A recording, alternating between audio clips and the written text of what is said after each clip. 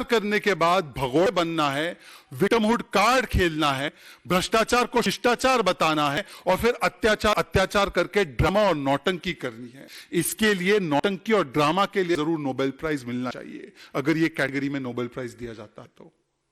और तीसरा Nobel prize झूठ बोलने के लिए दिया जाना चाहिए।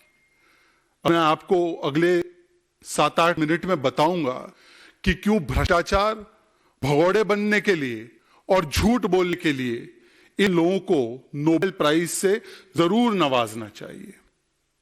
तो दवा से लेकर दारू तक, मोहल्ला क्लिनिक से लेकर शराब के ठेके तक, टेस्ट से लेकर कक्षा तक, बस से लेकर शीश महल तक, ऐसा कोई विभाग नहीं जिसको केजरीवाल एंड कंपनी ने ठगा नहीं, लूटा नहीं और अपनी काली कमाई और कमीशन का स्रोत बनाया नहीं।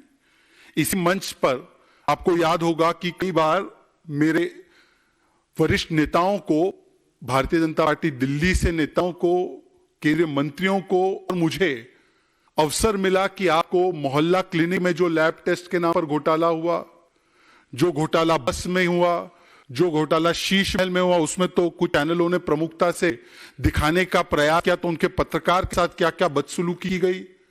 जिस प्रकार से शराब घोटाला हुआ, जिसमें कोर्ट किसी भी स्तर पर हाथ देने को तैयार नहीं है, उल्टा टिप्पणी पर टिप्पणी करे जा रहा है कि प्राइमा फेसाई ये शराब घोटाला एस्टैब्लिश होता है। अब इन सारे घोटालों के बाद, अब देखिए, शराब के बाद पानी में भी घोटाला, और आज मित्रों मैं आपके सामने किस प्रकार से लगभग 70,000 करोड़ का घोटाला आम आदमी पार्टी कर रही है, उसके कुछ प्रमाण आपके सामने रखना चाह रहा हूं। 70,000 करोड़ का घोटाला।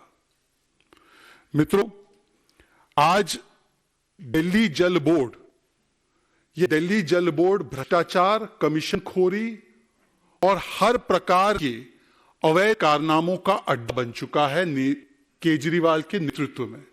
अभी हाल ही में आपको याद होगा कि दिल्ली जल बोर्ड के कई वरिष्ठ अधिकारीगण, इनको गिरफ्तार किया गया क्योंकि इनकी इन्वॉल्वमेंट, इनकी संलिप्तता थी एक बड़े स्कैंडल में, जहां पर कॉन्ट्रैक्ट्स फर्जी कॉन्ट्रैक्टर्स को दिए जा रहे थे।